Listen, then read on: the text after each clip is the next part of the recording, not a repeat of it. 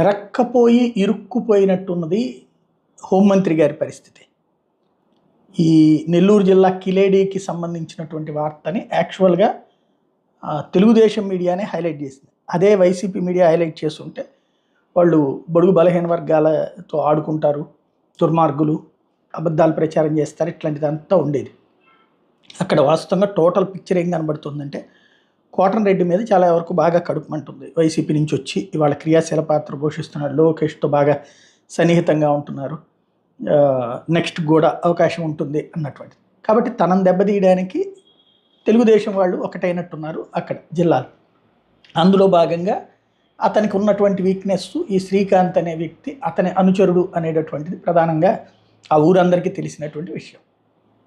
ఆయన తనని అప్పుడప్పుడు విడిపించుకురావడం, ఇంతకుముందు వైసీపీ ఉన్నప్పుడు కూడా తనే విడిపించుకొచ్చాడు అనేటటువంటిది అక్కడ వైసీపీ శ్రేణులు కూడా